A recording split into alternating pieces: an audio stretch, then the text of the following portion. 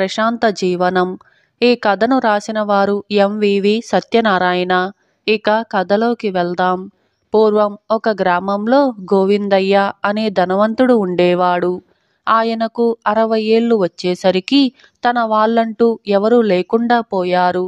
ఆయన విరక్తి పుట్టి తనకున్నదంతా గ్రామం యొక్క బాగుకు ధారపోసి ప్రశాంతంగా తన మిగిలిన జీవితాన్ని వెళ్ళబుచ్చటానికి వనాలకు వెళ్ళిపోయాడు. అరణ్య మధ్యంలో నీటి వనరులకు దగ్గరలో ఒక కుటీరం నిర్మించుకొని కాయలు, పళ్ళు, కందమూలాలు తిని బ్రతుకుతూ ఆయన ప్రశాంతంగా జీవించసాగాడు. ఇంతలో ఒకనాడు ఒక వింత సంఘటన జరిగింది. గోవిందయ్య పొదల్లో ఏవో కాయలు కోసుకుంటూ ఉండగా ఒక పెద్ద పులి ఆయన వెనుకగా దాదాపు ఆయన్ను రాచుకుంటూ వెళ్ళిపోయింది.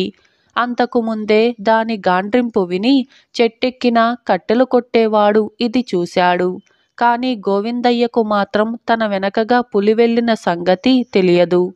కట్టెలు కొట్టేవాడు గోవిందయ్య మామూలు మనిషి కాదని నిశ్చయించుకొని చెట్టు దిగివచ్చి గోవిందయ్య కాళ్ళ మీద పడి, పెద్ద కుటుంబం కలవాణ్ణి, సంసారం ఈదలేక చస్తున్నాను, తరించే మార్గాన్ని చెప్పండి స్వామి అన్నాడు దీనంగా. గోవిందయ్య వాణ్ణి లేవనెత్తి, నీ కష్టం నువ్వు చెయ్యి, తరించటం మాట నీకెందుకు అని అన్నాడు. ఆ కట్టెలు కొట్టేవాడు సమీపంలో ఉన్న తన గ్రామానికి వెళ్ళి గోవిందయ్య గురించి అద్భుతంగా చెప్పాడు. అది మొదలు జనం అరణ్యంలో ఉన్నటువంటి గోవిందయ్య దర్శనం చేసుకొని పాపాలు పోగొట్టుకోవటానికి రాసాగారు. రాను రాను అది తీర్థప్రజ అయింది.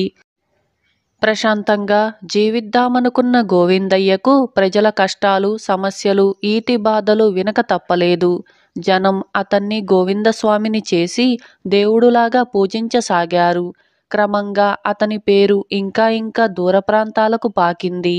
ఒకసారి బహుదూర గ్రామం నుంచి సుందరయ్య, కాంతమ్మ అనే బీదరైతు దంపతులు గోవిందస్వామి దర్శనం చేసుకోవాలని బయలుదేరారు.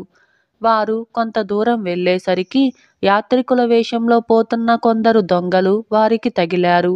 సుందరయ్య అవతారము, అతని గడ్డము చూసి దొంగలకు ఒక ఆలోచన వచ్చింది.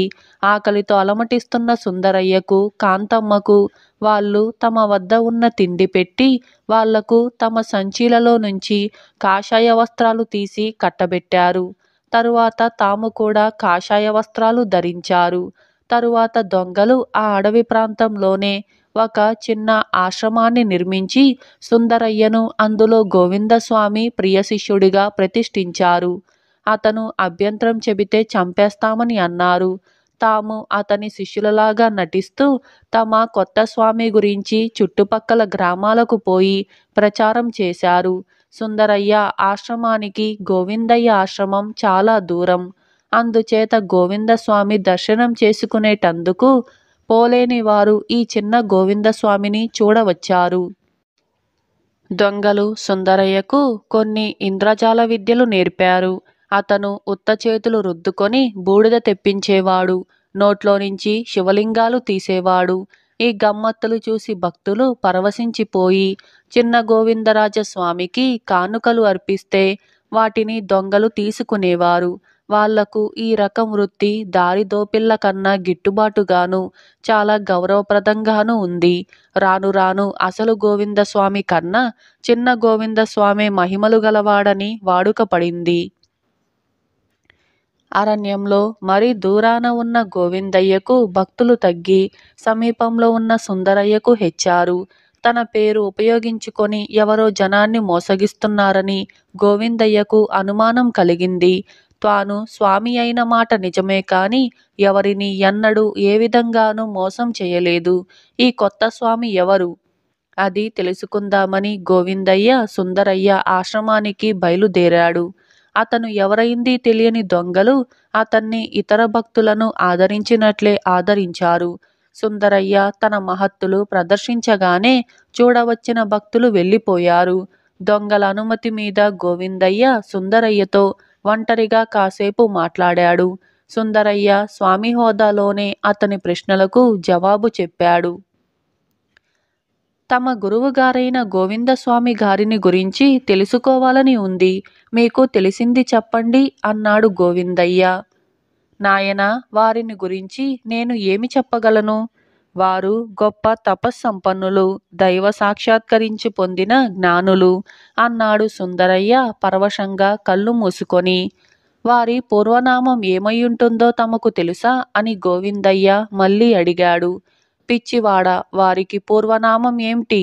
వారు పుడుతూ ఉండగానే అశరీరవాణి గోవిందస్వామి అని పలికింది అన్నాడు సుందరయ్య. ఆ స్వామి వారిని తమరు ఎంతకాలం క్రితం చూశారు అని గోవిందయ్య అడిగాడు.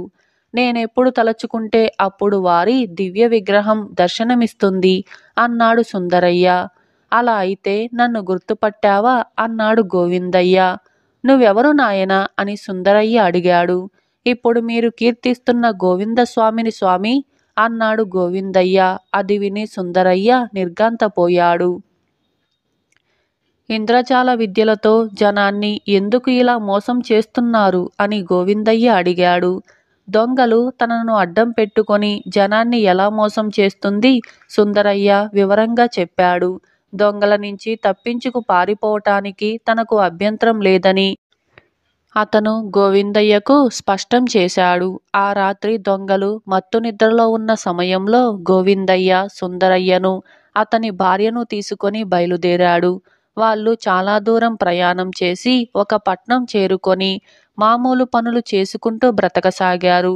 నట్టడవిలో దొరకని మనశ్శాంతి గోవిందయ్యకు జనసమర్థం గల పట్నంలో దొరికింది. ఎందుకంటే అక్కడ అతన్ని ఎరిగినవారు, అతని సంగతి పట్టించుకునేవారు లేరు. ఇలా ప్రశాంత జీవనం అనే ఈ కథ సమాప్తమైంది. అలాగే మరొక కథ దోపిడీ అయిన మంచితనం. ఈ కథను రాసిన వారు ఎండి సౌజన్య. ఇక కథలోకి వెళ్దాం.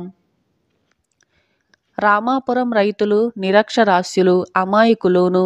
తమకు ఎవరు ఏమాత్రం ఉపకారం చేసినా దానికి మూడింతలు ప్రత్యుపకారం చేయటమే కాక కలకాలం చెప్పుకునేవారు. ఈ అమాయకులను దోచుకోవటానికి గ్రామంలో ముగ్గురు వ్యక్తులు ఉండేవారు. ఒకడు కరణం కనకాచారి. పొలాల క్రయ విక్రయాలలోనూ దస్తావేజుల రాతకోతల్లోనూ ఈ పొలం ఇలా అమ్మటానికి వీల్లేదు, కొత్త నిబంధనల ప్రకారం ఈ వారసత్వపు హక్కు పత్రం చెల్లదు, ఇంకా శిస్తులు కట్టడానికి బోలెడంత వ్యవధి ఉంది, అయ్యో మరి ఇంత ఆలస్యంగానా, అపరాధ రుజుము కట్టాలి అంటూ కరణం జనాన్ని దోచేవాడు. అయితే తాను గ్రామ ప్రజల అందరి క్షేమం కోరేవాడినని, పాపభీతి దైవభక్తి కలవాడినని జనాన్ని నమ్మించేవాడు. రెండోవాడు మునసబు శరభయ్య. అతను పేద రైతులను లేదనకుండా అడిగినంతగా అప్పులిచ్చి ధర్మ వడ్డీ పేర దొంగలెక్కలు వేసి చక్కెర వడ్డీ కాజేసేవాడు. పాపం ఎంత అవసరం లేకపోతే వాళ్ళు డబ్బు అప్పుగా పుచ్చుకుంటారు, నేనైనా చూస్తూ చూస్తూ ఇదంతా మూటగట్టుకుపోతానా కనకనా అని దొంగ కబుర్లు చెప్పేవాడు. ఇక మూడోవాడు వైద్యుడు వరదాచారి. చిన్న చిన్న జ్వరాలకు రోగాలకు పెద్ద పెద్ద భయంకరమైన పేర్లు పెట్టేవాడు. చిన్న జ్వరాన్నే తన మందులతో ప్రకోపింపచేసి చివరకు ఇక లాభం లేదు, చివరి ప్రయత్నంగా సువర్ణ భస్మం వాడవలసిందే, నాకేమి ఇవ్వక్కర్లేదు, పిడకలకు భస్మాలకు పుటం వేయటానికి అయిన ఖర్చు ఇస్తే చాలు అని అనేవాడు. ఈ ముగ్గురు ఈ విధంగా అమాయకులైన గ్రామ ప్రజల్ని రకరకాలుగా దోచేవారు. ఇదిలా ఉండగా కరణం కనకాచారి కొడుకు నరహరికి అకస్మాత్తుగా జబ్బు చేసింది. ఒక వంక పెళ్లి ప్రయత్నాలు జరుగుతూ ఉండగా ఈ ఉపద్రవమేమిటని కరణం వైద్యుడు వరదాచారిని పిలిపించాడు. వరదాచారి వస్తూనే నరహరి నాడిని పరీక్షించి పెదవి విరిచి, విషజ్వరం, ఆలస్యం చేస్తే ప్రమాదం, అగస్త్య మూలికా శాస్త్రంలో చెప్పిన ప్రకారం సువర్ణ భస్మం వాడి తీరవలసిందే, తప్పదు, 4 నవర్సుల బంగారాన్ని ఇప్పించండి అని అన్నాడు. కొడుకు మంచం పక్కనే ఉన్న కరణం భార్య కామాక్షమ్మ తన చేతి గాజులు తీసి ఇచ్చింది. భార్య నోటికి విరిచే కరణం వరదాచారి మోసగిస్తున్నాడని అనుమానించినా ఏమీ చేయలేకపోయాడు. 1 వారం రోజుల పాటు నరహరి జబ్బు ప్రకోపించి 2వ వారంలో పూర్తిగా తగ్గిపోయింది. ఇదంతా తన సువర్ణ భస్మం ప్రతిభే అన్నాడు వరదాచారి. ఇలా ఉండగా ఒకరోజు అర్ధరాత్రి వరదాచారి రొప్పక కరణం ఇంటికి పరిగెత్తుకుంటూ వచ్చి, కరణం గారు, నా కొంప మునిగింది. మా ఇంట్లో ఇప్పుడే దొంగలు పడి వెండి బంగారంతో పాటు మా అక్కయ్య చచ్చిపోతూ మా అమ్మాయి లక్ష్మీ పేర రాసిన 5 ఎకరాల కొబ్బరి తోట తాలూకు హక్కుపత్రం ఎత్తుకుపోయారు. ఆ తోట కట్నంగా ఇచ్చి దాని పెళ్లి చేద్దామనుకున్నాం అంటూ గుండెలు బాదుకొని ఏడ్చాడు. ఆ హక్కుపత్రం బూటకపుది అని ఫిర్యాదులు వచ్చాయి. ఆ హక్కుపత్రం మీరే సృష్టించుకొని మీ అక్కయ్య చావగానే ఆవిడ వేలిముద్ర వేయించుకున్నారని నిన్ననే రాజధాని నుంచి ఫిర్యాదు వచ్చింది. ఈ విషయం రహస్యంగా పరిశోధించి నివేదిక పంపమని కొత్వాలు నన్ను కోరాడు అన్నది కరణం. వరదాచారి గడగడా వణికిపోయి, ఆస్తి కోసం బుద్ధి గడ్డి తిన్నది. దాయాదుల బెడద తప్పించుకోవటానికి అలా చేశాను. నిజం బయటపడితే చిక్కుల పాలైపోతాను. ఇప్పుడిక మీరే నన్ను గట్టున పడేయాలి అని అన్నాడు. కరణం కాస్త ఆలోచించి, సరే, మీ అమ్మాయికి చెందిన ఆ హక్కుపత్రం ఇంకొకరికి ఎలాగూ పనికిరాదు. అది లేకపోవటం వల్ల మీకు కొబ్బరి తోట మీద హక్కు ఉండదు. అంతే. నేను రాజధానికి వెళ్ళి కొత్వాలుకు అతని సిబ్బందికి లంచాలు పెట్టి మీ పత్రం దొంగలించిన వాణ్ణి పట్టి అది తిరిగి మీకు చెందేటట్టుగా చేస్తాను. ఇదంతా మూడవ కంటికి తెలియకుండా జరిగిపోవాలి. బాగా ఖర్చుతో కూడుకున్న పని అని అన్నాడు. వెండి బంగారము కూడా పోయింది. శరభయ్య దగ్గర ఓ 1000 రూపాయలు వడ్డీకి తీసుకుంటాను. ఈ ఆపద నుంచి నన్ను కాపాడండి అన్నాడు వరదాచారి దీనంగా. 1000తో పని కాదు వరదాచారి గారు. కొత్వాలుల సంగతి మీకు తెలిసిందేగా. మీకు నష్టము నాకు శ్రమ తప్పేటట్టుగా ఒక పథకం చెబుతాను. మీకిష్టమైతే అలా చెయ్యండి అన్నాడు కరణం. ఆ పథకానికి వరదాచారి వెంటనే ఒప్పుకున్నాడు. మర్నాడు అర్ధరాత్రి వేళ వరదాచారి ఉండే పెద్ద పూరిల్లు దగ్ధమైపోయింది. ఊరి జనం పోగై మంటలు ఆర్పారు. కాని ఈ లోపల సమస్తము బూడిదైపోయింది. వరదాచారి భార్య, అయ్యయ్యో, బంగారం లాంటి ఇల్లు, పిల్ల పెళ్లికి చేర్చి పెట్టుకున్నటువంటి సరుకులన్నీ బూడిదైపోయాయే. అమ్మాయి పెళ్లి ఏం పెట్టి చేద్దామండి అని ఏడ్చి గుండెలు బాదుకుంది. ఇక ఈ ఊళ్ళో క్షణం ఉండొద్దు. ఒక్క దమ్మిడి తీసుకోకుండా నేను ఊళ్ళో వాళ్లకు వైద్యం చేస్తుంటే చివరకు నా ఇల్లే తగలబెడతారా అంటూ వరదాచారి తన భార్యతోనూ కూతురితోనూ కోపంగా అప్పటికప్పుడే బయలుదేరాడు.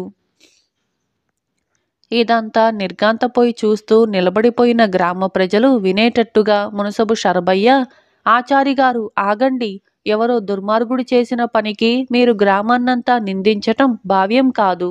మేమంతా చందాలు వేసుకొని మీకు నిప్పు భయము నీరు భయము లేని డాబా ఇల్లు కట్టించి పెడతాం. మీరు వెళితే మాకు వైద్యం చేసేదెవరు అన్నాడు ఆవేశంగా. వరదాచారి ఏమీ అనలేదు. మునసబు జనం కేసి తిరిగి, నేనన్నది నిజమేనా, మీరు ఒప్పుకుంటారా అని అడిగాడు. అందుకు అందరూ తలలూపారు. అయితే ఎవరు ఎంతెంత చందా వేస్తారో ఇప్పుడే చెప్పేయండి. మీరు వేసే చందాలకు సరిపడా మీకు నేను డబ్బిస్తాను. రేపు పంటలు రాగానే ధర్మ వడ్డీతో తీర్చుకుందురుగాని. రైతులు పోటీలు పడి తమ విరాళాలు ప్రకటించారు. నిమిషాల మీద మంచి డాబా కట్టడానికి చాలిన చందా పోగైంది. పనివాళ్లు తక్కువ కూలి తీసుకొని 2 నెలల్లో వరదాచారికి డాబా ఇల్లు కట్టి ఇచ్చారు. తరువాత 1 నెలకు కరణం కనకాచారి కొడుక్కు, వైద్యుడు వరదాచారి కూతురికి ఘనంగా వివాహం జరిగింది. వరదాచారి శాశ్వతంగా రామాపురంలో ఉండిపోయేటట్టుగా చూడటానికి శరభయ్యే ఈ వివాహాన్ని కుదిరిచ్చాడు. అంతేకాదు 2 పక్షాల ఆయనే పెళ్లి పెత్తనం కూడా చేశాడు. తెల్లవారితే ఈ ముగ్గురితో పని. వీళ్ళు లేకపోతే మనం క్షణం బతకలేం అని గ్రామస్తులు తమ శక్తి కొద్దీ పెళ్లి చదివింపులు చదివించారు. అందుకు కావలసిన డబ్బు శరభయ్యే అప్పుగా ఇచ్చాడు. పెళ్లి సందడి సద్దుమణిగిన 3వ రోజున కరణం కనకాచారి రాజధాని నుంచి తిరిగి వచ్చి, చూశారా బావగారు, ఇదిగో నా కోడలి హక్కుపత్రం ఎలాగో తిరిగి దొరికింది. ఇదంతా ఆవిడ అదృష్టం అంటూ దాన్ని వరదాచారికి చూపాడు. ఒక పథకం ముందుగానే వేసుకొని కనకాచారే దాన్ని దొంగలించిన సంగతి ఎవరికీ తెలియదు. మొత్తానికి సాధించారు బావగారు అసాధ్యులు అని వరదాచారి కనకాన్ని మెచ్చుకున్నాడు. ఇలా దోపిడీ అయిన మంచితనం అనే ఈ కథ సమాప్తమైంది. ఇటువంటి మరిన్ని కథల కోసం ఇప్పుడే మన ఛానల్ని సబ్స్క్రైబ్ చేయండి. మీకు ఈ కథ నచ్చిందా? అయితే ఇప్పుడే లైక్ చేయండి. ఇటువంటి మరిన్ని కథల కోసం like, share, subscribe and comment. అలాగే చందమామ కథల్ని మీరు కూడా మాలాగే చదివి ఆనందించాలని అనుకుంటున్నారా? అయితే వివై థాట్స్ అనే మన ఇన్స్టాగ్రామ్ పేజీని ఇప్పుడే ఫాలో అవ్వండి. అందులో మీకు చందమామ కథలు పేజీల రూపంలో కనిపిస్తూ ఉంటాయి. వాటిని మీరు కూడా మాలాగే చదివి ఆనందించవచ్చు. Like, share, subscribe and comment. Thank you for watching. Sadanandam కోపం. ఈ కథను రాసిన వారు వసుంధర. ఇక కథలోకి వెళ్దాం. పెళ్ళయి కొత్తగా కాపురానికి వచ్చింది అరుణ. ఆమెది వేరు కాపురం. అత్తింటివారు పుట్టింటివారు కూడా మరీ మరీ చెప్పారు. ఆమె భర్త సదానందం అన్ని విధాల మంచివాడు, యోగ్యుడు. ఎటొచ్చి అతడికి కోపం ముక్కు మీద ఉంటుంది. సదానందం పట్నంలో పెద్ద ఇల్లు అద్దెకు తీసుకున్నాడు. ఆ ఇంట్లో 4 గదులున్నాయి. ఇంటి వెనుక పళ్ళ చెట్లు, కూరగాయ పాదులు ఉన్నాయి. ఆ ఇల్లు అరుణకు ఎంతగానో నచ్చింది. ఒక వారం రోజులు హాయిగా గడిచిపోయాయి. ఆ వారం రోజుల్లోనూ సదానందం భార్యతో ఎన్నో మార్లు అంతా నన్ను కోపిష్టి అంటారు, కానీ అది నిజం కాదు. ఇతరులు నన్ను రెచ్చగొడితేనే నాకు కోపం వస్తుంది, మామూలుగా రాదు. ఏమైనా నీ మీద మాత్రం నాకు కోపమనేదే రాదు అని చెప్పాడు. అలా వారం రోజులు గడిచాక సదానందం భార్యతో, ఇల్లు చాలా పెద్దదిగా ఉంది, నీకు పని మనిషిని కుదుర్చుతాను అని అన్నాడు. ఎందుకండి, ఇంట్లో ఒకతెను ఉండి ఏం చేయాలి? అన్ని పనులు నేనే చేసుకోగలను అన్నది అరుణ. సదానందానికి చాలా కోపం వచ్చింది. ఈ ఇంటి పనంతా ఒక్కరి వల్ల అయిపోతుందని నీ అభిప్రాయం. అంటే నేను చెయ్యాలని, అంతే కదా? అలాగే చేస్తాలే అంటూ ఆ రోజు ఉదయం అతను ఇల్లంతా ఊడ్చి, అంట్లు తోమి, బట్టలు ఉతికి అప్పుడు కచేరీకి వెళ్ళాడు. మరొక రోజు సదానందం ఆమెను, ఇల్లు బాగున్నదా అని అడిగాడు. ఎంతో బాగుందండి అంటూ తల ఊపింది అరుణ. ఎందుకు బాగుండదు? దీనికోసం బోలెడు అద్దె కడుతున్నాను. ఇంత అద్దె చెల్లించేందుకు జీతం చాలవద్దా అని సదానందం వెంటనే పెరట్లోకి వెళ్ళి మొక్కలన్నింటికీ పాదులు తవ్వి నీళ్లు చిమ్మి వచ్చాడు. అరుణ తను సాయం చేస్తానంటే కసిరి పారేశాడు. భర్త కోపం అరుణకు వింతగా తోచింది. కోపం వచ్చినప్పుడు అతను తనను తాను నానా శ్రమ పెట్టుకుంటాడు. ఉపయోగమైన పనులే చేస్తాడు. అరుణ పొరుగింటావిడతో తన బాధ చెప్పుకుంది. ఇలాంటి కోపం నా భర్తకు ఉంటే ఎంతో బాగుండును కదా, నీ అంత అదృష్టవంతురాలిని ఎక్కడా చూడం అని అన్నదావిడ. ఇదిలా ఉండగా ఒక రోజున సదానందం ఇంటికి ఒక సాధువును వెంటబెట్టుకుని వచ్చాడు. ఆ సాధువుకు ఎన్నో మహిమలున్నాయని ప్రతీతి. తన భార్య అన్ని విధాలా మంచిదే, కాని మాటిమాటికి తనను రెచ్చగొడుతుందని, ఆమె స్వభావాన్ని మార్చమని అతను సాధువును కోరాడు. సాధువు అరుణను పిలిచి, నీకు నీ భర్త అంటే అయిష్టమా అని అడిగాడు. అరుణ అడ్డంగా తలూపింది. నీవు అతడి స్వభావంలో ఏదైనా మార్పు రావాలని కోరుకుంటున్నావా అని అడిగాడు సాధువు. అరుణ అవునన్నట్టుగా తల ఊపింది. సరే, అదేమిటో చెప్పు అన్నాడు సాధువు. అరుణ భయం భయంగా సదానందం కేసి చూసింది. భయం లేదు, చెప్పు అన్నాడు సాధువు. నా భర్తకు వల్లమాలిన కోపం, మీరది తగ్గించాలి అన్నది అరుణ. నీ భర్త కోపం తగ్గుతుంది, అందుకు నువ్వు 1 మాసం పాటు ఒంటిపూట భోజనం చెయ్యాలి అన్నాడు సాధువు. అరుణ అందుకు వెంటనే అంగీకరించింది. సాధువు ఆమె చెవిలో ఏదో చెప్పి అక్కడ్నించి వెళ్ళిపొమ్మని సదానందంతో, పాపం నీ భార్యకు నువ్వంటే ఎంతో ఇష్టం. ఆ వయసులో మనుషులకు ఆకలి ఎక్కువగా ఉంటుంది. అయినా కాని ఒంటిపూట భోజనానికి సిద్ధపడిందంటే ఆమెకు నీ కోపం వల్ల చాలా బాధ కలుగుతూ ఉండి ఉండాలి అని అన్నాడు. అంతా నాటకం స్వామి అని కోపం వచ్చినప్పుడు తను ఏమేం చేసేది అంతా వివరంగా సాధువుకు చెప్పాడు సదానందం. సాధువు అంతా చిరునవ్వుతో విని, నీ కోపం వల్ల నీకు నష్టం, నీ భార్యకు లాభం అయినప్పటికీ నీ భార్య నీ కోపం పోవాలనే చూస్తుంది అంటే ఎంత ఉత్తమురాలు, అటువంటి భార్య దొరకటం నీ అదృష్టం అని అన్నాడు. సదానందానికి ఆ మాటల్లో నిజమున్నదని అనిపించింది. కాని భార్య కారణంగా తాను సాధువు చేత మాట పడవలసి వచ్చిందని చాలా కోపం వచ్చింది. సాధువు వెళ్ళిపోగానే అతను భార్య మీద మండిపడి అప్పటికప్పుడు నీళ్లు తోడి ఇల్లంతా శుభ్రంగా కడగటం మొదలుపెట్టాడు. అరుణకు ఏం చెయ్యాలో తోచక ఇంట్లో నుంచి బయటికి వెళ్ళిపోయి సాయంత్రానికి తిరిగి వచ్చింది. ఎక్కడకు వెళ్ళావు అని కోపంగా అడిగాడు సదానందం. పొరుగింట్లో పనిచేయటానికి వెళ్ళాను అన్నది అరుణ. సదానందం మరింత కోపంగా అంత కర్మ నీకేం పట్టింది అని అడిగాడు. కర్మ కాదు, కోపం. అనవసరంగా మీరు నా మీద కోపడుతూ ఉంటే నాకు కోపం వస్తుంది. నాకు పని చేయాలని అనిపిస్తుంది.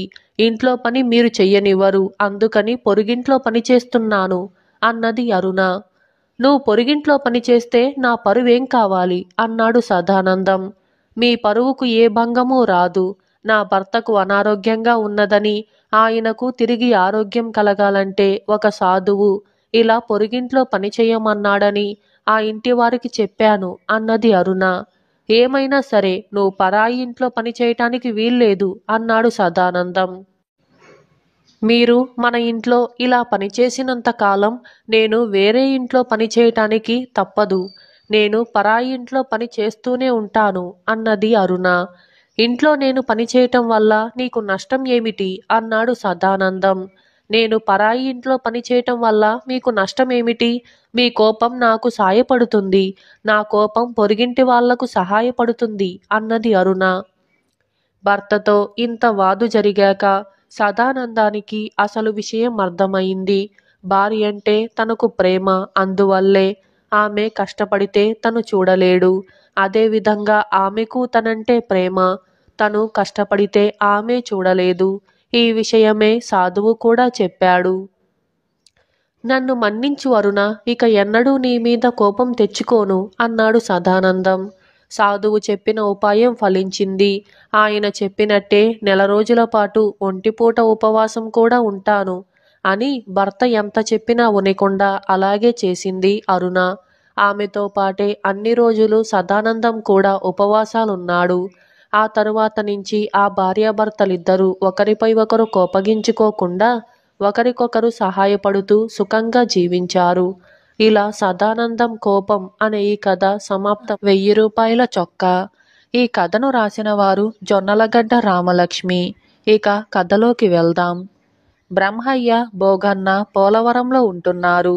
ఇద్దరు కాయకష్టం చేసేవారు. కొన్నాళ్లకు పోలవరంలో కరువు వచ్చింది. బ్రహ్మయ్యకు, భోగన్నకు పని లేకుండా పోయింది. బ్రతుకు తెరువు వెతుక్కుంటూ ఇద్దరు పట్నం వెళ్లారు. అక్కడ అన్నీ కలిసి రావటంతో ఏడాది తిరగకుండానే బోలెడు డబ్బు కూడబెట్టారు. అప్పుడు భోగన్నకు పోలవరం వెళ్ళి తన వైభవం చూపించుకోవాలని అనిపించింది. బ్రహ్మయ్యను అడిగితే సరేనని అన్నాడు. ఊరికి ఉత్త చేతులతో ఏం వెళతాం, తెలిసిన వాళ్లకు కానుకలు తీసుకుని వెళితే బాగుంటుంది అన్నాడు బ్రహ్మయ్య. అందుకు భోగన్న సరేనన్నాడు. ఇద్దరూ కలిసి పట్నంలో సంతకు వెళ్లారు. బ్రహ్మయ్యకు పోలవరంలో 10 మంది స్నేహితులు ఉన్నారు. వాళ్ల కోసం వాడు 10 రకాల వస్తువులు కొన్నాడు. 100 రూపాయలు ఖర్చయింది. భోగన్న మాత్రం అవేమీ కొనకుండా, నువ్వు చాలా చిన్న వస్తువులు కొన్నావు. పట్నంలో మన హోదా ఏమిటో వాళ్లకు తెలియాలంటే ఖరీదైన వస్తువులు కొనాలి అన్నాడు బ్రహ్మయ్యతో.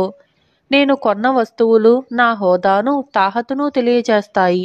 ఇంతకంటే ఎక్కువ ఖరీదువి నేను కొనలేను అన్నాడు బ్రహ్మయ్య నిర్మోహమాటంగా. మిత్రులిద్దరూ కలిసి సంతలో అలా తిరిగాక ఒకచోట వ్యాపారి ఒకడు, అయ్యో, ఇంత పెద్ద పట్నంలో నా దగ్గర సరుకు కొనే ధనవంతుడే లేడా అంటూ అరుస్తున్నాడు. భోగన్న వ్యాపారిని పలకరించి సరుకు చూపించమని అన్నాడు. వ్యాపారి చొక్కా ఒకటి చూపించి, ఈ గుడ్డ చీనా దేశం నుంచి వచ్చింది. ముట్టుకుంటే చాలు పట్టు పరుపులను తాకినట్టే ఉంటుంది.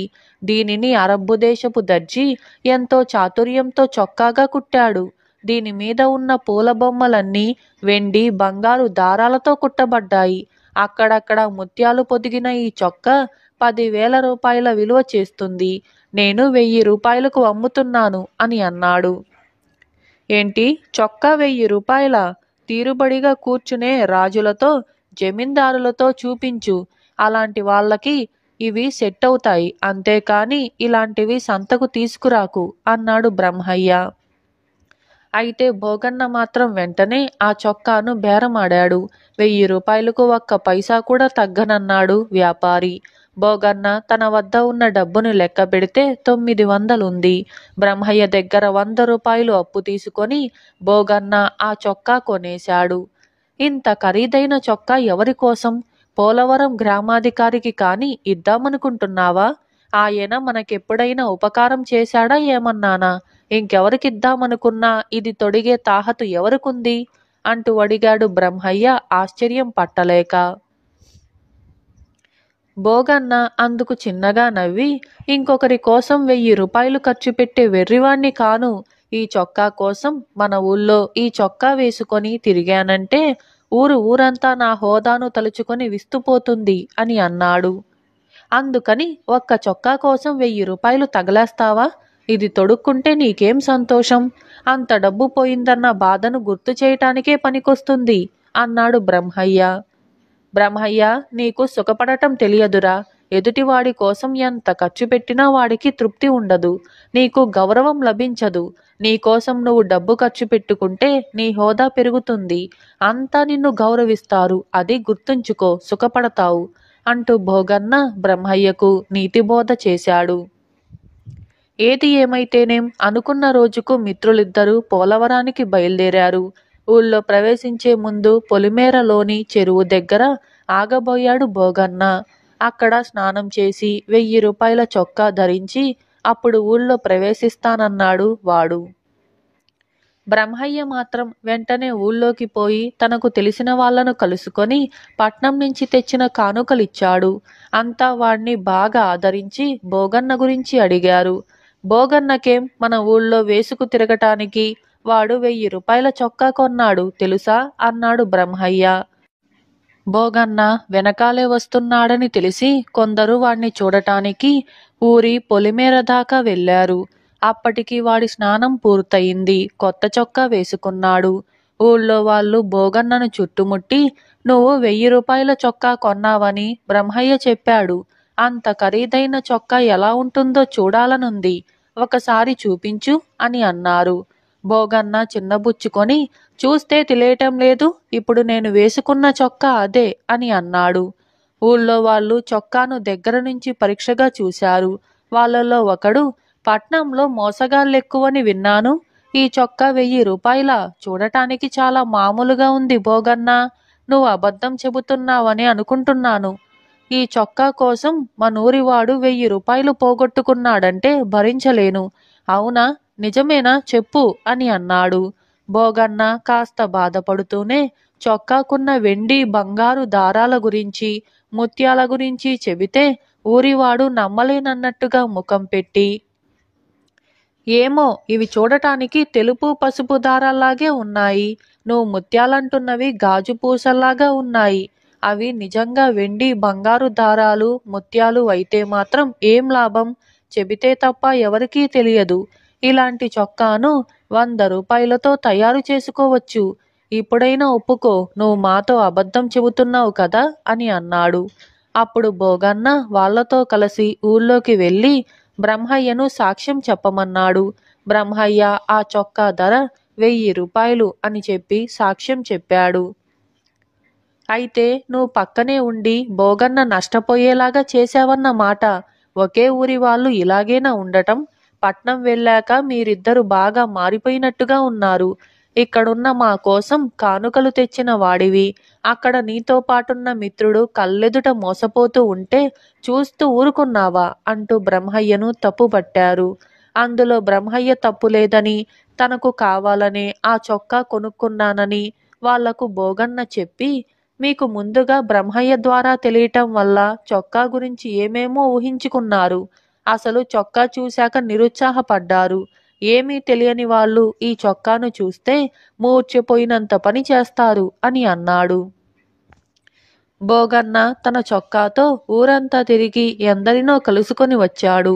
కొందరు వాడి చెప్పుల గురించి అడిగారు, కొందరు వాడి చేతిలో ఉన్న పొన్ను కర్ర గురించి అడిగారు, కొందరు పట్నం వెళ్ళాక వాడి నడక మారిందని అన్నారు. కొందరు వాడి మీసాలు జమీందారు గారి పెద్ద కొడుకు మీసాలతో సరిపోల్చారు. అయితే ఒక్కరూ చొక్కా గురించి అడగలేదు. నోరు విడిచి వాడు కొందరిని చొక్కా ఎలా ఉందని అడిగితే పర్వాలేదు, బాగానే ఉంది అని చెప్పి ఊరుకున్నారు. ఊళ్ళో 2 రోజులుండి మిత్రులిద్దరూ తిరుగు ప్రయాణమయ్యారు. ఇద్దరికి బాగా తెలిసిన వాళ్ళు బోగన్నని ఒక కంట కనిపెడుతూ సలహాలివ్వమని బ్రహ్మయ్యకు చెప్పి బోగన్నతో, ఒరేయ్, సంపాదించిన డబ్బుని వృధా చేసుకోకు. బ్రహ్మయ్య తెలివైనవాడు. వాడి సలహాలు తీసుకొని బాగుపడు అని హితువు చెప్పారు. పట్నం వెళ్లే దారిలో బోగన్న, మరి ఊరి వాళ్ళు స్వార్థపరులు కదా మనూరోళ్ళు. నువ్వు వాళ్ళ కోసం కానుకలు తెచ్చావు కదా, నిన్ను పొగిడారు. నేను నా గురించే ఖర్చు పెట్టుకున్నాను కదా, అందుకని నన్ను ఎంతగానో చిన్నబుచ్చారు. మళ్ళీ ఈ ఊళ్ళో అడుగు పెట్టను అన్నాడు బ్రహ్మయ్యతో. బ్రహ్మయ్య నవ్వి, నీ గురించి నీకే తెలియని వాడివి మనూరి వాళ్ళనేమి అర్థం చేసుకుంటావు?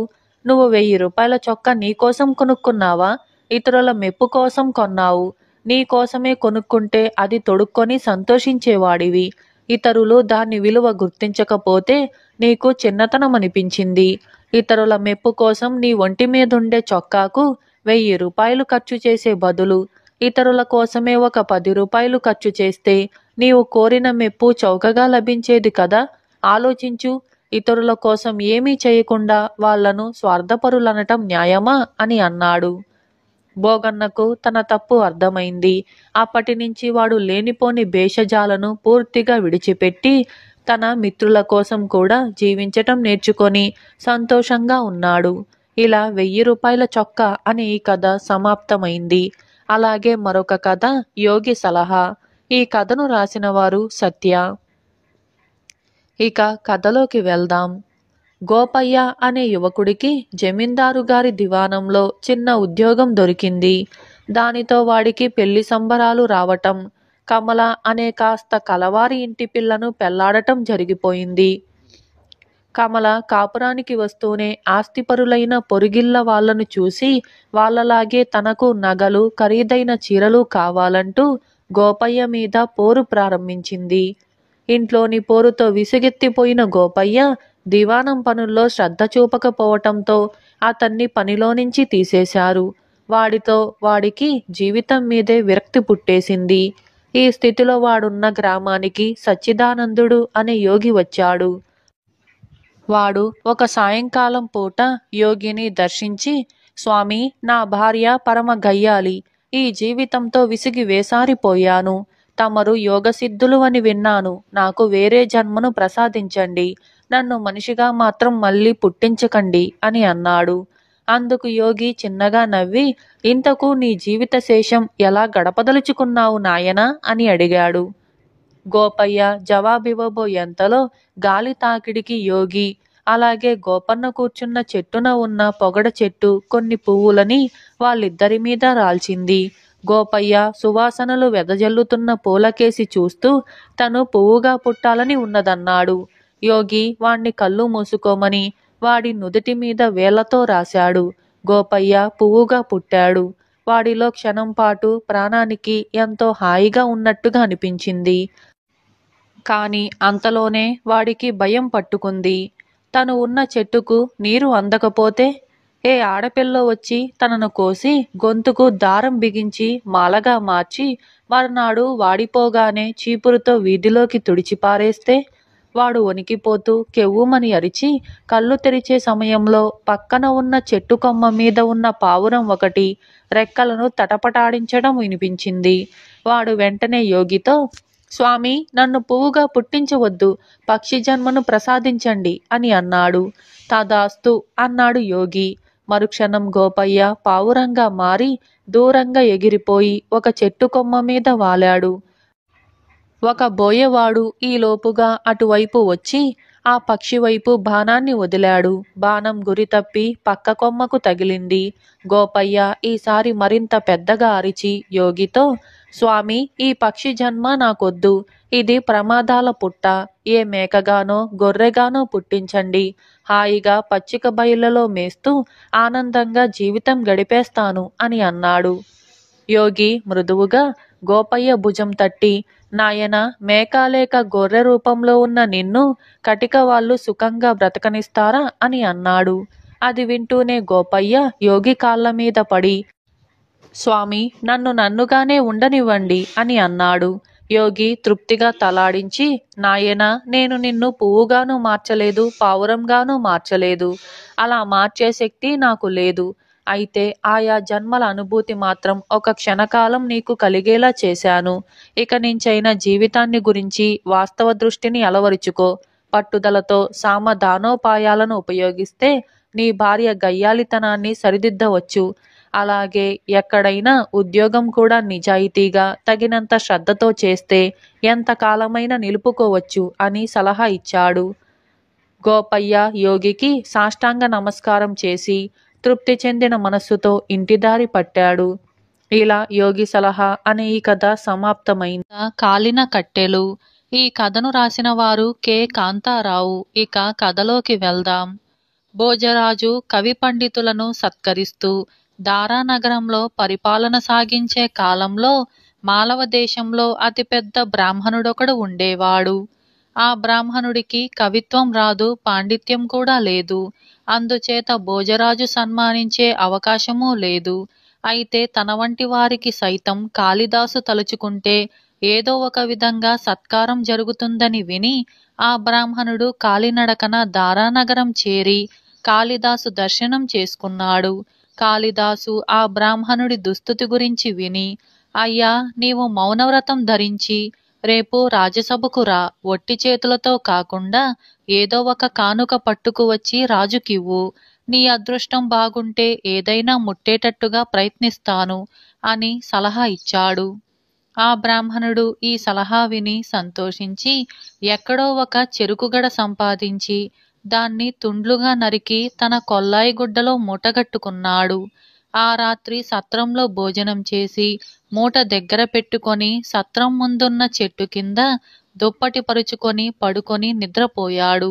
ఆ సత్రం ఊరికి ఒక పక్కగా ఉంది. ప్రతి రాత్రి అక్కడ విశ్రమించేందుకు, వీలైతే ఉచితంగా భోజనం సంపాదించేందుకు అనేకులు వస్తూ ఉండేవారు. ఆ సత్రాన్ని అంటిపెట్టుకుని ఉంటూ ఆదమరిచి నిద్రపోయే వాళ్ళ వస్తువులన్నీ, డబ్బును సంగ్రహించి ఒక తుంటరి కుర్రవాడు ఉండేవాడు. బ్రాహ్మణుడి మూటలో చెరుకు తుండ్లు ఉన్నట్టుగా కనిపెట్టిన ఆ తుంటరి కుర్రవాడు బ్రాహ్మణుడు నిద్రపోతున్న సమయంలో మూట విప్పి చెరుకు ముక్కలు తీసుకొని వాటికి బదులుగా కాల్చి ఆర్పిన కట్టె ముక్కలని 4 కొల్లాయి గుడ్డలో మూటగట్టి తన దారిన తాను వెళ్ళిపోయాడు. ఈ మోసాన్ని తెలుసుకోకుండానే పేద బ్రాహ్మణుడు మర్నాడు ఉదయం లేచి కాలకృత్యాలు తీర్చుకొని సరాసరి రాజసభకు వెళ్ళాడు. కాళిదాసు కవి పండితులతో సహా నిండు సభలో కొలువై ఉండగా భోజరాజుతో ద్వారపాలకులు, మహాప్రభు, తమ దర్శనార్థం మౌనవ్రతుడైన ఒక బ్రాహ్మణుడు వచ్చి ఉన్నాడు అని విన్నవించారు. రాజు ఆ బ్రాహ్మణుణ్ణి లోపలికి ప్రవేశపెట్టమని ఉత్తర్వు చేశాడు. బ్రాహ్మణుడు సభలోకి వచ్చి మూట విప్పి అందులోని కాలిన కట్టె పుల్లలను రాజు ఎదుట పెట్టాడు. వాటిని చూడగానే బ్రాహ్మణుడికి పై ప్రాణాలు పైనే పోయినంత పనైంది. సభికులంతా ఆ వింతకు విరగబడి నవ్వారు. రాజుకు మాత్రం పట్టరాని ఆగ్రహం వచ్చి దీని అర్థమేమిటి అని అడిగాడు. అందరూ మౌనంగా ఉన్న ఆ తరుణంలో కాళిదాసు లేచి, ప్రభు, ఇందులో గొప్ప గూఢార్థం ఉంది, సెలవైతే చెప్పగలను అని అన్నాడు. ఏమిటది అన్నాడు రాజు ఆశ్చర్యంతో. కాళిదాసు ఈ విధంగా చెప్పాడు.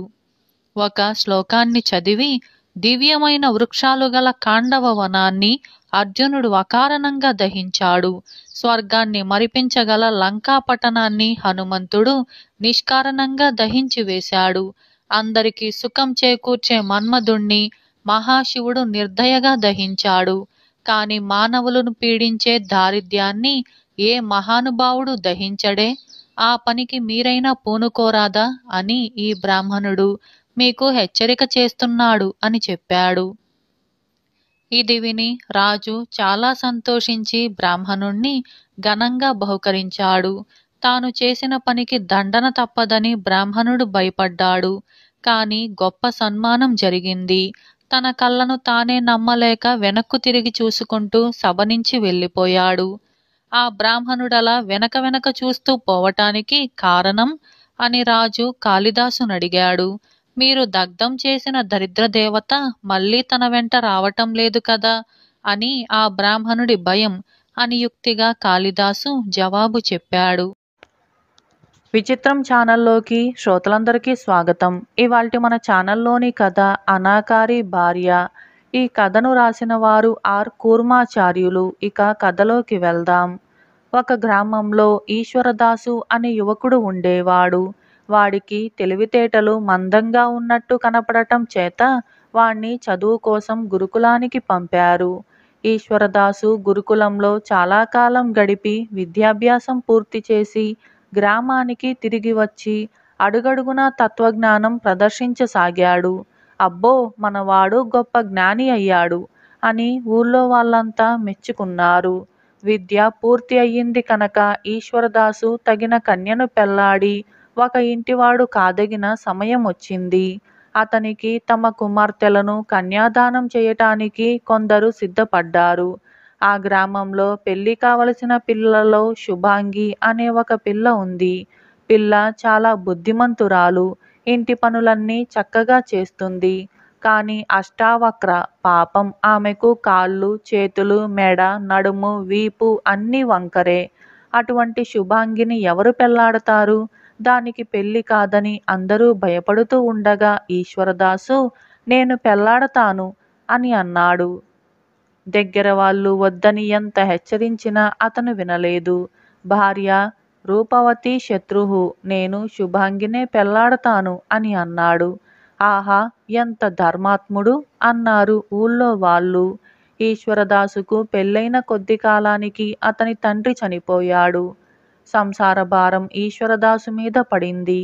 అందుచేత అతను ధనాశకు పోకుండా తంబుర తీసుకొని తత్వాలు పాడుతూ ఊరంతా తిరిగి బిచ్చమెత్తి ఏ రోజుకు కావలసినది ఆ రోజుకి తెస్తూ ఉండేవాడు. ఒకరోజు తనను గురించి ఊళ్ళో వాళ్ళు అనుకునే మాటలు అతని చెవిన పడ్డాయి. పాపం దాసు చాలా యోగ్యుడు, ఏరి కోరి అష్టావక్రను చేసుకున్నాడు, కిందటి జన్మలో కన్యాదానం చేసి ఉండడు అని అనుకున్నారు. ఈ మాటలలో దాసుకు నిజం ఉన్నదనిపించింది. కన్యాదానం చేసుకున్న వారికి చక్కని భార్యలు, అన్నదానం చేసుకున్న వారికి కడుపు నిండా తిండి దొరుకుతుందని అతను చదువుకున్నాడు. అయిన వాళ్ళు వద్దని చెబుతున్నా వినకుండా అష్టావక్రను పెళ్లాడాడు. బుద్ధి కర్మానుసారిని అనుకున్నాడు ఈశ్వరదాసు. అయితే అన్ని వక్రాలు సరిచేసే ఈశ్వరుడున్నాడు. ఈశ్వరుణ్ణి గురించి తపస్సు చేస్తే ఆయన మెచ్చి తన భార్యను దివ్యసుందరిగా చేయగలుగుతాడు. ఈశ్వరుడు ఎక్కడున్నాడు? తన హృదయంలోనే ఉన్నాడు.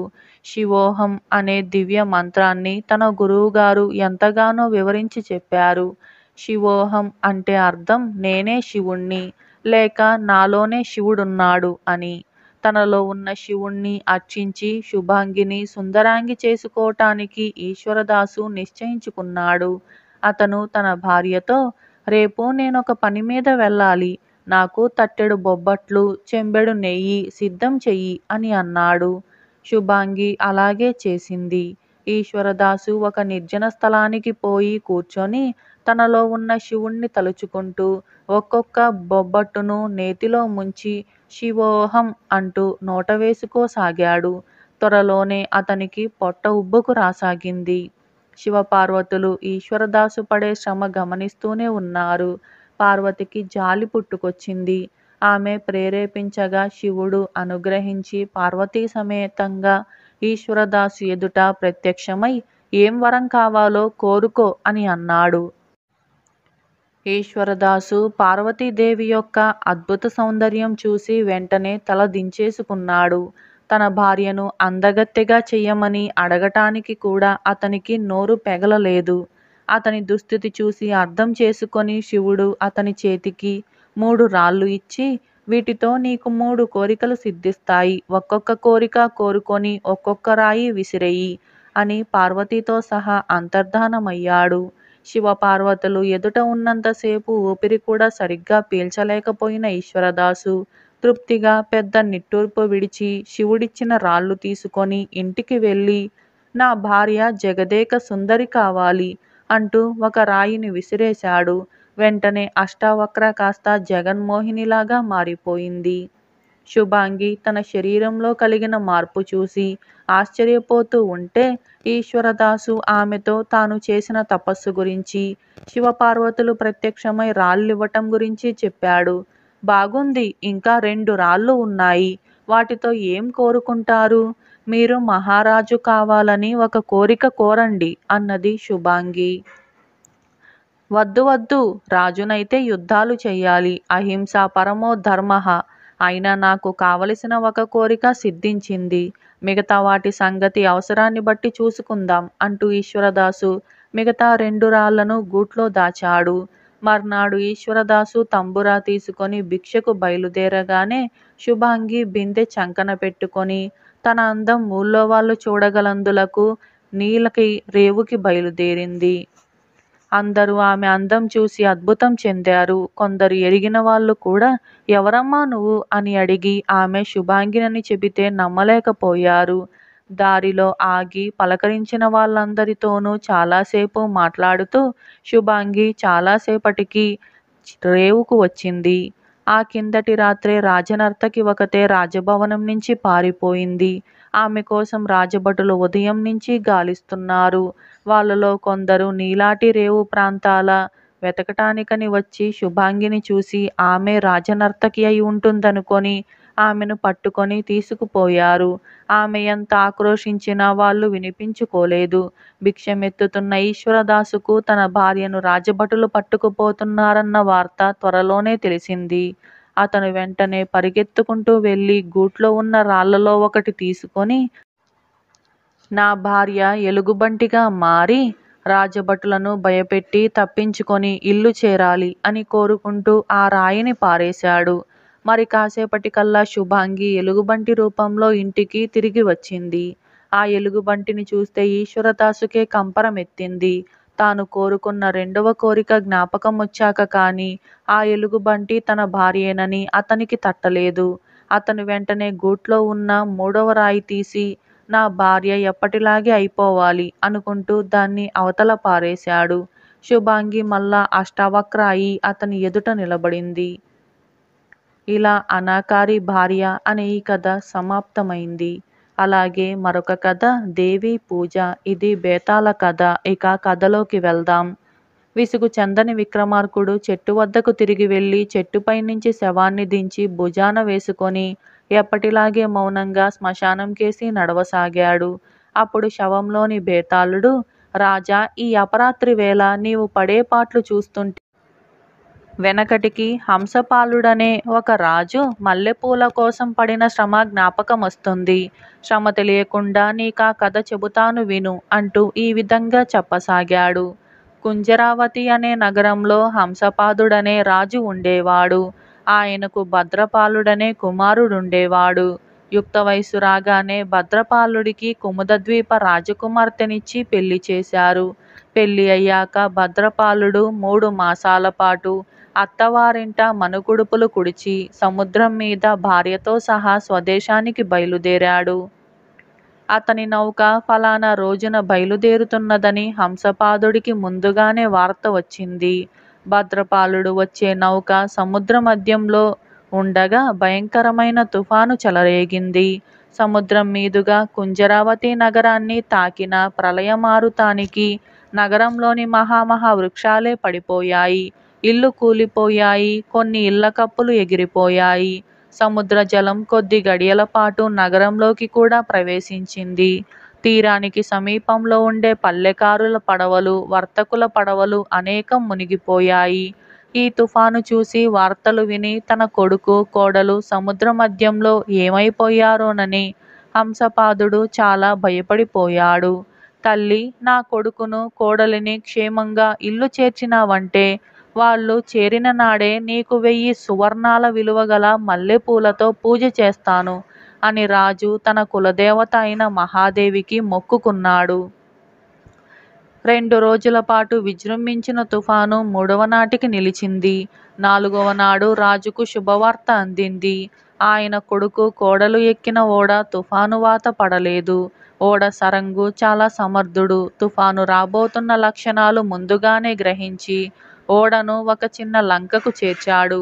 తుఫాను నిలిచిపోగానే ఓడ తిరిగి బయలుదేరింది. ఈ శుభవార్త అందిన కొద్ది గంటలకే భద్రపాలుడు భార్యతో సహా ఇల్లు చేరాడు. దేవి నా మొర ఆలకించింది.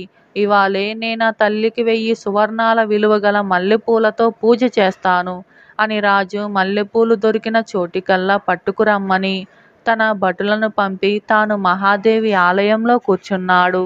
మధ్యాహ్నమనగా మల్లెపూల కోసం బయలుదేరి వెళ్ళిన రాజభటులు సాయంకాలానికి గాని తిరిగి రాలేదు. ఆ రావటం కూడా వట్టి చేతులతో వచ్చారు. ఎక్కడ ఒక్క పువ్వు దొరకలేదు. మల్లెపువ్వే కాదు, ఏ పువ్వు లేదు. తుఫాను పూల తోటలన్నింటినీ ధ్వంసం చేసింది. ఈ సమాచారమంతా విన్న మంత్రికి ఏం చెయ్యాలో తోచలేదు. ఆయన ఆలయంలో ఉన్న రాజు వద్దకు వెళ్ళి, మహారాజా, మహాదేవి పూజ మరొక రోజు పెట్టుకోండి. ఇవాళ ఎక్కడా ఒక్క పువ్వైనా దొరకదు. మన మనుషులు తోటలన్నీ తిరిగి పడిపోయిన పూల మొక్కలను స్వయంగా చూసి వచ్చారు అని అన్నాడు. అబ్బాయి తిరిగి వచ్చిన నాడే దేవికి మల్లెపూలతో పూజ చేస్తానని మొక్కుకున్నాను. పూలు దొరికిన దాకా ఇక్కడి నుంచి కదలను అన్నాడు రాజు. పూలమ్మేవాళ్ళు ఆ సమయానికి దేవాలయం దగ్గరికే వస్తారు. ఆలయం గోడ పక్కగా వరుసలో కూర్చొని ఉంటారు. దారి తప్పి ఎవరైనా వస్తారేమో చూద్దామని మంత్రి ఆలయం బయటికి వచ్చాడు. గోడ వెంబడి ఎవరూ లేరు. పూలు లేని మాట నిజమేనని మంత్రి అనుకుంటూ ఉండగా ఒక ఆడమనిషి చిన్న బుట్టతో వచ్చి దేవాలయ ద్వారం సమీపంలో కూర్చుంది. మంత్రి ఆశగా ఆమెను పిలిపించి, అమ్మీ, మల్లెపూలు కావాలి, ఉన్నాయా అని అడిగాడు. ఇవే ఉన్నాయి బాబూ అంటూ ఆ మనిషి బుట్టలో ఉన్న 2 గుప్పెళ్ళ పూలు చూపింది. ఇంతేనా? ఇవి చాలవే, మాకు 1000 సువర్ణాల పూలు కావాలి అన్నాడు మంత్రి. 1000 సువర్ణాలైనా 1,00,000 సువర్ణాలైనా నా దగ్గర అమ్మకానికి ఉన్న పువ్వులివే, ఇష్టమైతే కొనండి అన్నదా మనిషి. మంత్రి ఆలయంలోకి వెళ్ళి రాజుతో ఆ పూల మనిషి అన్నమాట చెప్పాడు. రాజు తలలో ఒక భావం మెరుపులాగా మెరిసింది. మంత్రి, దేవి అనుగ్రహించింది. ఆ మనిషి ఇచ్చే పూలనే 1000 వరహాలిచ్చి కొనేయి అని అన్నాడు. మంత్రి 1000 సువర్ణాలిచ్చి పూలు కొని రాజు వద్దకు తిరిగి వచ్చాడు. పూజారి వచ్చి రాజుగారి పేర మల్లెపూలతో మహాదేవిని పూజ చేయబోతూ ఉండగా పూలమ్మిన మనిషి కూడా ఆలయంలోకి వచ్చి మరి 2 గుప్పెళ్ళ మల్లెపూలు పూజారికిచ్చి, ఇవి కూడా అమ్మవారికి పూజ చెయ్యి అని అన్నది. ఇది చూసిన మంత్రికి పట్టరాని కోపం వచ్చింది. దుర్మార్గురాల, నా దగ్గర 1000 సువర్ణాలు తీసుకొని 2 గుప్పిళ్ళ పూలిచ్చినా నేను ఒప్పుకున్నాను. కానీ ఇంకో 2 గుప్పిళ్ళు నీ దగ్గర దాచుకొని వాటిని కూడా ఎందుకిచ్చావు కావు? నీ వంటి పాపాత్మురాలిని ఏం చేసినా పాపం లేదు అని అన్నాడు. అమ్మకానికి నా దగ్గర 2 గుప్పిళ్ళే ఉన్నాయని మొదటే చెప్పాను. వాటికి 1000 సువర్ణాలిమ్మని నేను తమర్ని అడిగానా? తమరే ఇచ్చారు. నా దగ్గర మిగిలి ఉన్న 2 గుప్పిళ్ళు అమ్మేవి కావు. అవి దేవికి నేను పూజ చేసేవి. నా దగ్గర 2 తట్టల పూలున్నా ఒక తట్టే అమ్ముతాను. రెండవ తట్ట దేవి పూజకే. నా దగ్గర 2 పూలుంటే తమరికి ఒక్కటే అమ్మి ఉండేదాన్ని. ఇందులో మోసం ఏమీ లేదు అన్నది పూల మనిషి. ఆ మాట నిజమే. ఆమె భర్తకు పూలతోట ఉండేది. అందులో ఎన్ని పూలు కోసినా సగం మాత్రమే అమ్మి మిగతా సగం దేవికి పూజ చేసేది. పూలన్నీ అమ్మి డబ్బులు ఇంటికి పట్టుకురాక తమ ఇల్లు గుల్ల చేస్తున్నదని ఆమెను భర్త, అత్తగారు ఇంటి నుంచి వెళ్ళగొట్టేశారు. ఇప్పుడామె తన ముసలి తాత వద్దకు వెళ్ళి, తాత, వాళ్ళ దొడ్డి నిండా పూల మొక్కలు నాటి వాటి పూలలో సగం అమ్మి సగం దేవికి పూజ చేసి తన సంపాదనతో తన పొట్ట పోషించుకుంటూ తాతను కూడా పోషిస్తుంది. ఆమె రోజు పూలు తెచ్చి దేవికి పూజ చేస్తుందని తెలిసి కూడా పూజారి ఆమె మాటలకు ఆగ్రహించి, ఒళ్ళు తెలియకుండా మాట్లాడకు. వీరేమనుకున్నావు మహారాజు గారు? వారి దగ్గర 1000 సువర్ణాలు పుచ్చుకొని దగ్గరున్న పూలలో సగం దాచుకుంటావా? నీ వంటి పాపిష్టిదాన్ని పూజ చేసి దేవి అంగీకరిస్తుందా అంటూ పూల మనిషి ఇచ్చిన పూలను రాజుగారి పూలతో కలిపేశాడు. వెంటనే రాజుగారి మల్లెపూలు కమిరి ఎర్రగా అయిపోయాయి. అది చూసి రాజుకు మతిపోయింది. పూజారి, ఆ మనిషి పువ్వులా మనిషికే ఇచ్చేయి. మహాదేవికి నేనొకటి, ఆ మనిషి ఒకటినా అన్నాడాయన. అర్చకుడు వణుకుతున్న చేతులతో వాడని పూలన్నీ వేరే చేశాడు. అప్పుడు వాడిన పూలన్నీ తిరిగి తెల్లగా అయ్యాయి. పూజారికి ప్రాణం లేచి వచ్చినట్లయింది. అయినా రాజుగారి తరపున, పూలమనిషి తరపున వేరే వేరే పూజలు జరిపి ఇద్దరినీ పంపేశాడు. ఆ తరువాత ఆ పూలమనిషి జీవితం కూడా చక్కబడింది. తన భార్య దగ్గర 1000 సువర్ణాలున్నాయని తెలియగానే భర్త వచ్చి తీసుకుపోయాడు. మహాదేవికి ఆ మనిషి పట్ల ప్రత్యేక ఆదరం ఉన్నదని పొక్కిపోవటం చేత ఆమెనందరూ భక్తితో చూస్తూ వచ్చారు. బేతాళుడు ఈ కథ చెప్పి, రాజా, ఎవరి భక్తి గొప్పది, రాజుదా, పూల మనిషిదా? దీనికి సమాధానం తెలిసి కూడా చెప్పకపోయావో నీ తల పగిలిపోతుంది అని అన్నాడు. అందుకు విక్రమార్కుడు, నిస్సందేహంగా పూల మనిషి భక్తే గొప్పది. రాజు 2 గుప్పిళ్ళ పూల కోసం 1000 సువర్ణాలు ఖర్చు చేసి తన మొక్కు చెల్లించుకున్న మాట నిజమే. ఆయన దేవికి మొక్కు చెల్లించిన దాకా గుడిలోనే ఉండిపోతాననటం కూడా గొప్ప సంగతే. కానీ అందులో రాజుకు గల నిజాయితీ హెచ్చుగా కనపడుతుంది. తన కొడుకు, కోడలు క్షేమంగా తిరిగి రావాలన్న స్వార్థంతో అపూర్వమైన పూజ చేస్తానని రాజు దేవికి మొక్కుకున్నాడు. అలాంటి మొక్కులు ఆయన జీవితంలో 1, 2 సార్ల కన్నా ఎక్కువ మొక్కుకునే అవసరం రాదు. అదీ కాక రాజుకు 1000 సువర్ణాలొక పెద్ద మొత్తమేం కాదు. కానీ పూల మనిషి దారి వేరు. రాగి డబ్బు కూడా ఆమెకు పెద్ద మొత్తమే. అయినా ఆమె రోజు దేవికి తన పూలలో సగం పూజ చేసి తన సంపాదనలో సగం ధారపోస్తూ ఉంది. ఆమె ఏ మొక్కులు మొక్కుకోలేదు. దేవి నుంచి ఏ మంచి కోరలేదు. భర్త వదిలేయటం కన్నా ఆడదానికి పెద్ద కష్టం ఉండదు. అలాంటి కష్టమొచ్చినా ఆమె దేవికి పూజ మానలేదు. అందుచేత పూల మనిషి భక్తితో రాజు భక్తిని ఏ విధంగానూ పోల్చటానికి లేదు అని అన్నాడు. రాజుకి ఈ విధంగా మౌనభంగం కలగగానే బేతాళుడు శవంతో సహా మాయమై మళ్ళీ చెట్టెక్కాడు. ఇలా దేవి పూజ అనే ఈ కథ సమాప్తమైంది. బద్ధ శత్రువులు. ఈ కథను రాసిన వారు గుంటక సాంబిరెడ్డి. ఇక కథలోకి వెళ్దాం. కూనవరంలో మంగయ్య, చంగయ్య అనే 2 సన్నకారు రైతులు ఉండేవాళ్ళు. ఇద్దరి ఇళ్లకు మధ్య ఒక చిన్న గోడే అడ్డం. ఇద్దరి పొలాలు కూడా పక్కపక్కనే ఉండేవి. ఇద్దరు పంటలు పండించటంలో మంచి నేర్పుగల వాళ్లే. కానీ ఒకరిని చూసి మరొకరు అసూయ పడేవాళ్ళు. ఒకరికి తెలియకుండా మరొకరు రెండో వాళ్లకు నష్టం కలిగించటం ఎలాగా అని ఆలోచించేవాళ్ళు. ఒక సంవత్సరం ఇద్దరు తమ చేలో జొన్న వేశారు. ఇద్దరి చేలల్లోనూ జొన్న కంకులు పాలు పోసుకుంటున్న సమయంలో అడవి జంతువులు, పక్షులు పంట పాడు చేయకుండా ఇద్దరూ రోజు పొలం కాపలాకు వెళుతున్నారు.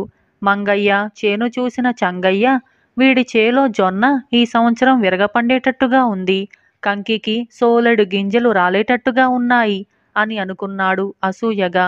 చంగయ్య చేను చూసిన మంగయ్య కూడా అలాగే అనుకున్నాడు. ఈ సంవత్సరం వీడి చేలో జొన్న విరగపండేలా ఉంది. ఈ పంటంతా వీడి చేతికి వస్తే ఇక పట్టపగ్గాలుండవు. ఒకరోజు చంగయ్య భార్య అతడితో, ఆ మంగయ్య పెళ్ళాం మిడిసిపాటు చూశారా? ఈ సంవత్సరం జొన్న పంట మీద వచ్చిన డబ్బుతో మొగుడు ముత్యాల గొలుసు చేయిస్తానని అన్నాడట. ఆవిడ మెడలో ముత్యాల గొలుసు వేసుకొని కులుకుతూ ఉంటే నేను బోసిమెడతో ఎలా తిరిగేది అన్నది కోపంగా. చంగయ్య భార్యను సముదాయిస్తూ, ఇల్లలకగానే పండగవుతుందా ఏమిటి? వాడి చేలో పంట చేతికొచ్చి అమ్మినప్పుడు కదా పెళ్ళానికి ముత్యాలహారం చేయించేది. ఒకవేళ అంతవరకు వస్తే నేను నీకు పగడాల గొలుసు చేయిస్తాలే అని అన్నాడు. వాళ్ళిద్దరి మధ్య జరిగిన సంభాషణ గోడ అవతలి నుంచి మంగయ్య భార్య విననే విన్నది. ఆమె భర్త దగ్గరకు పోయి, ఆ చంగయ్య అతడి పెళ్ళాం ఏం మాట్లాడుకుంటున్నారో తెలుసా? ఈ సంవత్సరం పంట మన చేతికొచ్చినప్పుడు చూద్దామంటున్నాడు చంగయ్య. తానేమో తన పంటతో పెళ్ళానికి పగడాల గొలుసు చేయిస్తాడట అని అన్నది. వసార గది గోడకు చెరిగిలబడి కూర్చున్న మంగయ్య కోపంగా లేచి పైపంచ దులిపి భుజాన వేసుకొని, మన పంట చేతికి రాకుండా చేస్తానన్నాడా? మన పంట ఎట్లా చేతికి రాదో వాడి పంట ఎలా వస్తుందో నేను చూస్తాలే అని అన్నాడు. అతడు అప్పటికప్పుడే తూర్పు చెరువుగట్టు నానుకొని ఉన్న తుమ్మతోపులో గుడిసె కట్టుకొని ఉండే మంత్రాల మరిడయ్య దగ్గరకు పోయాడు. ఈ మరిడయ్య క్షుద్ర దేవోపాసకుడు. మరిడయ్య, నువ్వు నాకొక చిన్న సాయం చెయ్యాలి. రాత్రివేళ 4-5 గంటల పాటు నేనేదైనా జంతువుగా మారేందుకు మంత్రమో మందో ఉంటే ఇవ్వు అన్నాడు మంగయ్య. మరిడయ్య గుడిసె చూరులోనుంచి 3 చిన్న పొట్లాలు తీసి మంగయ్యకు చూపుతూ, నువ్వు ఏ గుర్రంగానో ఎద్దుగానో మారాలంటే 100 రూపాయలివ్వాలి. గాడిదగా మారదలిస్తే మాత్రం 50 రూపాయలు అని అన్నాడు. నా పనికి గాడిద రూపం చాల్లే అని మంగయ్య 50 రూపాయలిచ్చి మరిడయ్య నుంచి పొట్లం ఒకటి తీసుకున్నాడు. అదే సమయంలో చంగయ్య పడమటి చెరువుగట్టు దిగువన ఉన్న జిల్లేడు పల్లేరు నాగజముడల పొదల మధ్య ఉన్న చిన్న గుడిసెలో కాలం గడుపుతున్న మాయల మారెమ్మ దగ్గరికి వెళ్ళి, మారెమ్మత్త, నువ్వు నాకొక చిన్న మేలు చెయ్యాలి. ఎందుకనో నాకీ మధ్య రాత్రివేళ ఏదైనా జంతువుగా మారి తిరగాలన్నా సరదా కలుగుతుంది. అందుకేదైనా ఉపాయం చెప్పగలవా అని అడిగాడు. మారెమ్మ చంగయ్యకేసి వింతపడుతూ చూసి, అల్లుడు, ఒట్టి ఉపాయాలతో పనులయ్యే రోజులు కావివి. నిన్ను ఏ తెల్ల ఏనుగ్గానో పంచకళ్యాణి గుర్రంగానో మార్చటం నా తలకు మించిన పని. ఒక్క 50 రూపాయలిచ్చుకున్నావంటే ఒక మందు పొట్లమిస్తాను. ఆ మందు మింగితే రాత్రివేళ కనీసం 4-5 గంటలు నువ్వు నేవలంగా ఉండే గారాబాల గాడిదగా మారగలవు. ఇష్టమేనా అని అడిగింది. చంగయ్య ఒక్క క్షణం ఆలోచించి, చీకటి వేళల్లో సరదాగా ఎవరికంటా పడకుండా తిరిగేటందుకు ఏ రూపమైతే ఏంలే అంటూ మారెమ్మకు 50 రూపాయలిచ్చి మందు పొట్లం తీసుకున్నాడు. ఆ రాత్రి మంగయ్య చంగయ్య చేలో కాపలాగా లేకపోవటం చూసి మరిడయ్య ఇచ్చిన మందు తిని గాడిదగా మారి చంగయ్య జొన్న చేనులో పడి పైరుని కొరికి ఇష్టమొచ్చినట్టుగా కాళ్లతో మట్టగించి నాశనం చేయసాగాడు.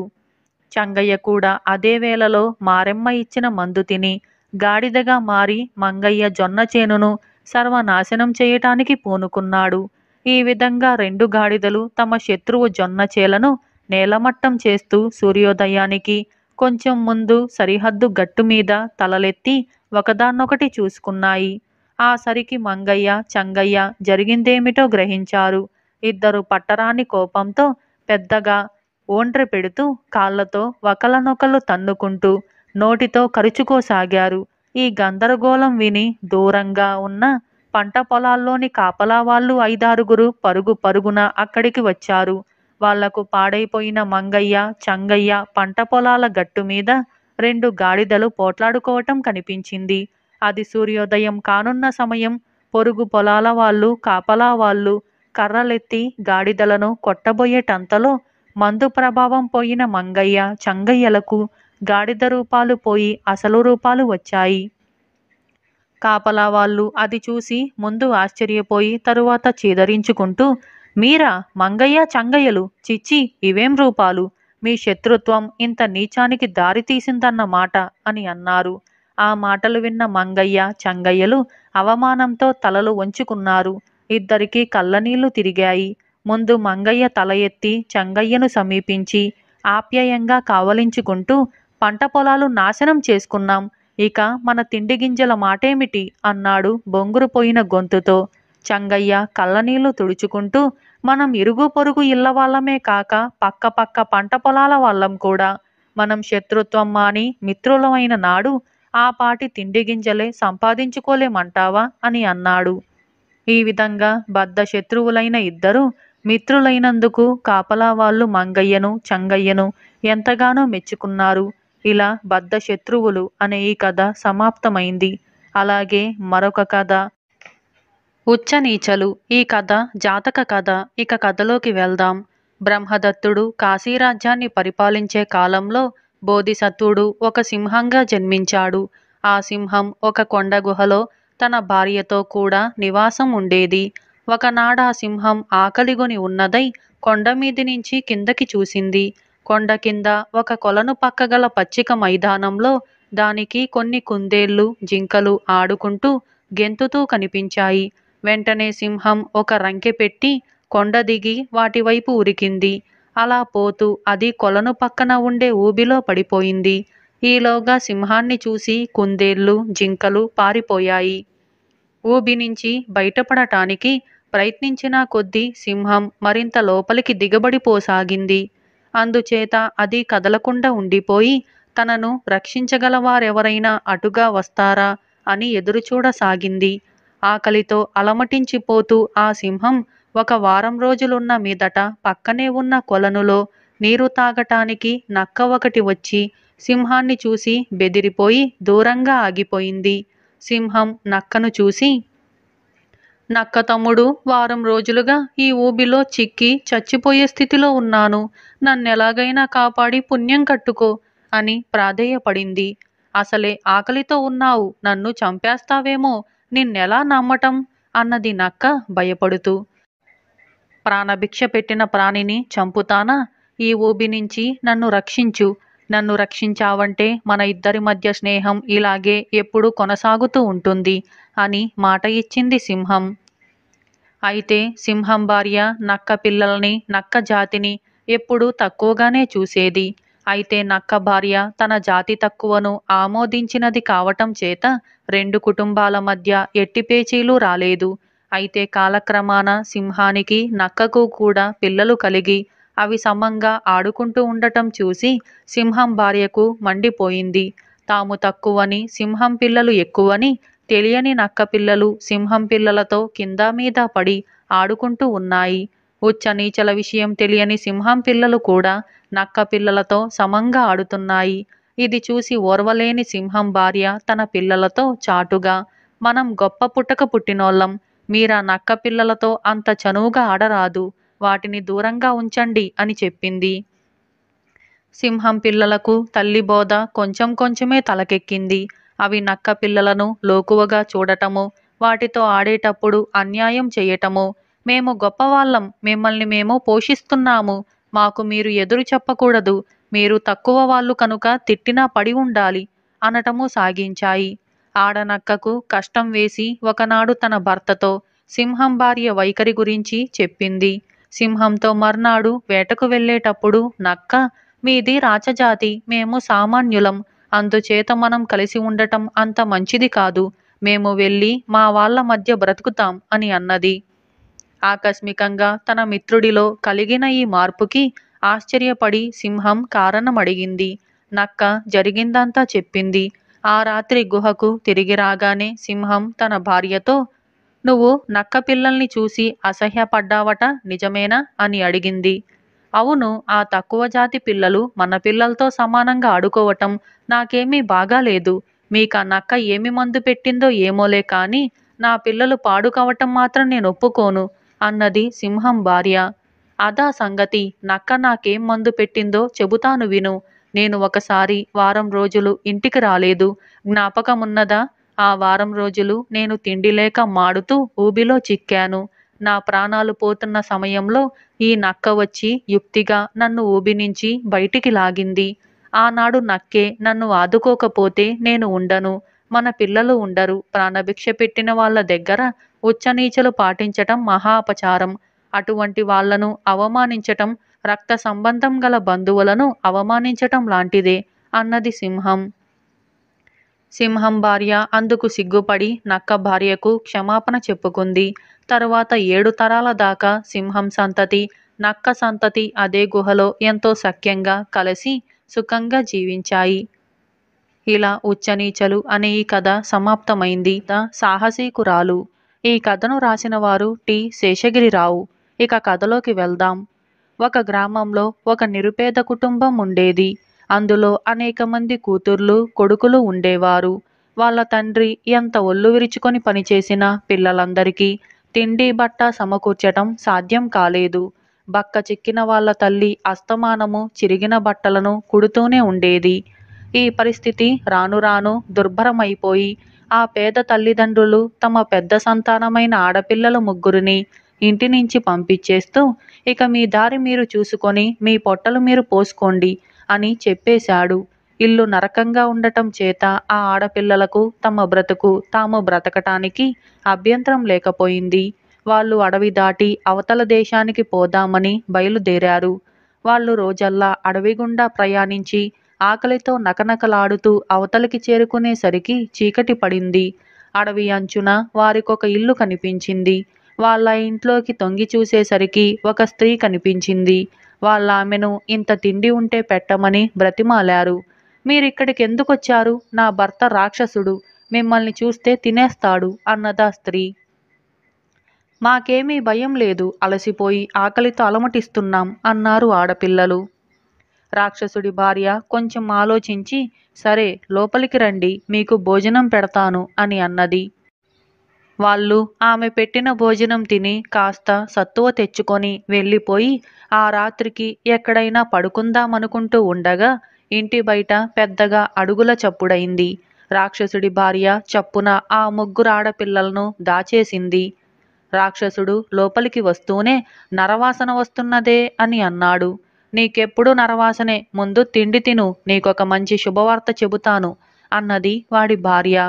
రాక్షసుడు తిండి తిన్నాక ఆమె తాను దాచిన ముగ్గురమ్మాయిలను వాడి ముందుకు తెచ్చి, వీళ్ళు మంచి పిల్లలు, భోజనం పెట్టాను, రాత్రికి మన అమ్మాయిలతో పాటే పడుకుంటారు అని అన్నది. రాక్షసుడికి కూడా ముగ్గురు కూతుర్లున్నారు, వాళ్లతోనే వీళ్ళు కూడా పడుకున్నారు. అందరూ పడుకున్నాక రాక్షసుడు వచ్చి తన కూతుర్ల మెడలో పూసలహారాలు వేసి, పేద అక్క చెల్లెళ్ళ ముగ్గురి మెడల్లోనూ తాళ్లహారాలు వేసి దీపం తీసుకొని వెళ్ళిపోయాడు. ఈ సంగతి అక్కా చెల్లెళ్లలో అందరికన్నా చిన్నదైన మల్లిక కనిపెట్టింది. అందుచేత ఆమె అందరూ నిద్రపోయిన దాకా బలవంతాన మేలుకొని ఉండి రాక్షసుడి కూతుర్ల మెడలోని హారాలను తీసి తన మెడలోనూ తన అక్కల మెడల్లోనూ వేసి తమ మెడలో ఉన్న తాళ్ళు రాక్షసుడి కూతుర్ల మెడల్లో వేసింది. నిశిరాత్రి వేళ రాక్షసుడు వచ్చి అందరి మెడలు తడివి తాళ్లహారాలు గల తన కుమార్తెలు బయటి నుంచి వచ్చిన పిల్లలనుకొని వాళ్లను అవతలికి తీసుకుపోయి గదతో తలలు చితక్కొట్టి చంపేసి భయంకరంగా నవ్వి వెళ్ళిపోయాడు. మల్లిక అక్కలిద్దరూ కంగారు పడుతూ లేచారు. మల్లిక వాళ్లను మాట్లాడవద్దని చెప్పి వాళ్లను వెంటబెట్టుకొని అప్పటికప్పుడే ప్రయాణమైంది. తెల్లవారేసరికల్లా వాళ్ళు అడవి అవతల ఉండే ఒక రాజుగారింటికి చేరారు. మల్లిక ధైర్యంగా రాజుగారి దగ్గరకు వెళ్ళి, మేం ముగ్గురము పేద అక్క చెల్లెళ్ళం, అప్పుడే ఒక ఘోర రాక్షసుడి నుంచి ప్రాణాలతో పారిపోయి వస్తున్నాం. మీ రాజ్యంలో అలాంటి రాక్షసుడిని ఉండనివ్వటం చాలా అన్యాయం అని అన్నది. అనటం తేలికే, కానీ వాడి దగ్గర కొన్ని మంత్రపు సాధనాలున్నాయి. వాడికొక కత్తి ఉన్నది, దాన్ని ఎవరైనా సంగ్రహించగలిగితే వాడి బలం సగం పోతుంది అని అన్నాడు రాజు. నేను ప్రయత్నిస్తాను, రాక్షసుడి కత్తి తెస్తే ఏమిస్తారు అన్నది మల్లిక. మీ పెద్దక్కయ్యను నా పెద్ద కొడుకు చేసుకుంటాను, సరేనా అన్నాడు రాజు. అందుకు మల్లిక ఒప్పుకున్నది. రాజు ఆ ముగ్గురు పిల్లలకు తన భవనంలోనే భోజనం ఏర్పాటు చేయించాడు. ఆ రాత్రి మల్లిక ఒంటరిగా రాక్షసుడి ఇంటికి బయలుదేరి రాక్షసుడి కత్తి వాడు పడుకునే మంచం పక్కనే ఉండటాన్ని గమనించింది. వాడు తిండి తినే సమయంలో వాడి మంచం కిందకి దూరి దాక్కున్నది. రాక్షసుడు భుక్తాయాసంతో వచ్చి మంచం మీద పడుకొని వెంటనే ఘోరంగా గురకపెట్టసాగాడు. మల్లిక మంచం కింది నుంచి వచ్చేసి రాక్షసుడి కత్తి తీసుకొని అడుగులు అడుగు వేసుకుంటూ బయటికి వచ్చింది. కానీ దురదృష్టవశాన కత్తి ద్వారబంధానికి తగిలి చప్పుడయింది. ఆ చప్పుడుకు రాక్షసుడు లేచి కత్తి తీసుకొని పరిగెత్తే మల్లికను చూసి వెంబడించాడు. వాడు తనను అందుకునే లోపుగా మల్లిక చెంగు చెంగున లేడిపిల్లలాగా పరిగెత్తుతూ తాటి వంతెన మీదికి వచ్చి అవతలి గట్టు చేరింది. ఆ వంతెన ఒకే ఒక తాడుతో వేసినది. దానిమీద రాక్షసుడు అడుగు పెడతాడో లేదో అని చూసి వాడు అడుగు పెట్టాడో తాడు తెగి అగాధంలో పడి చస్తాడు. అందుచేత వాడు పళ్ళు పటపటా కొరుకుతూ, ఈసారి ఇటుగా వచ్చావో నీ ప్రాణాలు తీస్తాను అని అన్నాడు. మళ్ళీ వస్తాను, మళ్ళీ వస్తాను, ఏం చేస్తావో చూస్తాను అంటూ మల్లిక రాజుగారింటికి వెళ్ళిపోయింది. రాక్షసుడి కత్తి దొరికినందుకు రాజు ఎంతో సంతోషించి తన వాగ్దానం ప్రకారం మల్లిక పెద్ద అక్కయ్యను తన పెద్ద కొడుకు చేసుకున్నాడు. తరువాత ఆయన మల్లికతో, మల్లిక, ఆ రాక్షసుడి దగ్గర ఒక తోలు సంచి ఉన్నది, దాన్ని కూడా తెచ్చావంటే నీ రెండో అక్కను నా రెండో కొడుకు చేసుకుంటాను అని అన్నాడు. సాహసీకురాలైన మల్లిక సరేనని మరొక రాత్రి రాక్షసుడింటికి వెళ్ళి వాడు తిండి తినే సమయంలో వాడి మంచం మీద తడివి చూసింది. రాజుగారు చెప్పిన తోలు సంచి రాక్షసుడి దిండు కిందనే ఉన్నది. కానీ ఆమె దాన్ని తీసుకొని పారిపోయే వ్యవధి లేకుండానే రాక్షసుడి అడుగులు వినిపించేసరికి ఆమె వాడి మంచం కింద దూరి దాక్కున్నది. రాక్షసుడు మంచం మీద నడుము వాల్చుతూనే గురకపెట్టి నిద్రపోయాడు. కొంచెంసేపు గడవనిచ్చి మల్లిక మంచం కింది నుంచి వచ్చి వాడి దిండు కింద నుంచి తోలు సంచిని సులువుగానే తీసేయగలిగింది. అయితే ఆమె ద్వారం వద్దకు పోతూ ఉండగా చీకటిలో ఆమె కాలికి ఒక కుండ తగిలి అది దొర్లి చప్పుడు చేసింది. రాక్షసుడు నిద్రలేచి మల్లికను తరిమాడు. అయినా ఈసారి కూడా మల్లిక వాడికి చిక్కేలోగా తాటివంతెన మీదికి వచ్చేయటం చేత వాడామెను ఏమీ చెయ్యలేకపోయాడు. మల్లిక తెచ్చిన తోలు సంచి తీసుకొని రాజుగారు మల్లిక చిన్న అక్కను తన రెండవ కొడుక్కి పెళ్లి చేశాడు. పెళ్లి హడావుడి ముగియగానే రాజు మల్లికతో, మల్లిక, రాక్షసుడి వేలికి ఒక ఉంగరం ఉన్నది. దాన్ని కూడా తీసుకురాగలిగితివా? రాక్షసుడి బాధ పూర్తిగా పోయినట్టే. దాన్ని తీసుకురావటం చాలా ప్రమాదకరం. కాని ఎలాగైనా తీసుకురాగలిగితివా? నిన్ను నా మూడో కొడుకిచ్చి పెళ్లి చేస్తాను అని అన్నాడు. ఆ ఉంగరంతో రాక్షసుడి ఆట కట్టయ్యేటట్టుంటే ఎంత ప్రమాదమైనా వెనకాడను. నేను వెళ్ళి వాడి ఉంగరం తెస్తాను అన్నది మల్లిక. ఆమె మరోసారి రాత్రిపూట బయలుదేరి వెళ్ళి రాక్షసుడి ఇంట ప్రవేశించి మంచం కింద దాక్కున్నది. రాక్షసుడు తిండి తిని వచ్చి పడుకొని గురకపెట్టి నిద్రపోయాడు. మంచం మీది నుంచి కిందికి వేళ్లాడే వాడి చేతిన ఉంగరమున్నది. ఆమె ఎంతో నేర్పుగానే ఆ ఉంగరాన్ని వాడి వేలి నుంచి ఊడదీసింది. కాని ఉంగరం ఊడి ఆమె చేతిలో పడే సమయానికి వాడు లేచి ఆమెను పట్టుకొని, ఆహా, దొరికావా అని అన్నాడు.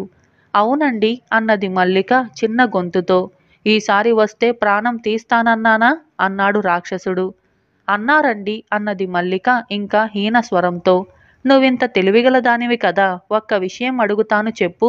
నువ్వే నన్ను పట్టుకొని ఉంటే ఏం చేసి ఉందువు అని రాక్షసుడడిగాడు.